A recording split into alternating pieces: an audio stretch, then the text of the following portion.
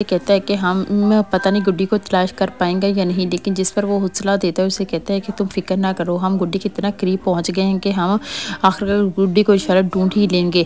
और गुड्डी को ढूंढने के लिए अब अपने मामा के साथ वहां से उस घर को ढूंढने चले जाते हैं जहां पर उस आदमी का पता चलेगा जिसने गुड्डी को अगवा करना था। अब देखकर वो जब उस आदमी का देख कर आते हैं तो वहाँ पर घर पर ताला लगा होता है। ये सारी बात उनको परेशान कर देती है कि आखिर वो लोग कहाँ चलेंगे और गुड्डी का सुराग कैसे मिलेगा। उधर गुड्डी पर भी कुछ लोगों की नज़र पड़ जाती है बस पे और उसे लालच देकर अपने साथ लेकर जाने की कोशिश करते हैं ताकि उससे अच्छी बड़ी तवान की रकम मांगी जा सके, जिस पर अब गुड्डी मासूमियत के साथ उनके साथ चली जाती है, जिस पर गुड्डी और ज़्यादा मुश्किलात का शिकार हो जाती है। उधर औरंगज़ेब इस बात का बहुत परेशान होता है कि अगर सबको हकीकत पता चल गई और गुड्डी सबको मिल गई तो फिर उसकी तो बैंड बज जाएगी, क्योंकि गुड्डी ने अगर सबको बता दिया कि उसके साथ औरंगज़ेब ने कौन सा रवैया इख्तियार किया था। और दूसरी तरफ जब गुड्डी के ज़रिए इस बात का पता चलेगा कि सारी जायदाद औरंगज़ेब नाम करवाना चाहता है तो फिर तो औरंगज़ेब को जेल की हवा ही खानी पड़ेगी, जिस पर वो कोशिश कर रहा है कि गुड्डी का किसी को बताना चले। इसलिए वो कहता है कि गुड्डी अगर मिल जाती तो सारी जायदाद उसी वक्त हम अपने नाम करवा लेते तो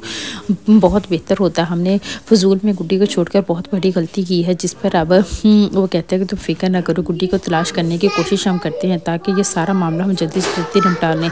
उधर जाली बना पीर अपनी जान बचाने के चक्कर में है, वो अब उस आदमी को कॉल करते कहते हैं कि तुम अपनी माँ को बीवी को छोड़ तो मेरे पास सीधा आ जाओ, तुम्हें यहाँ पर ही पनाह मिल सकती है। अगर तुम मेरे कहने पर इस मुसीबत में फंस सकते हो तो फिर मैं ही तुम्हें इस मुसीबत से निकाल सकता हूँ।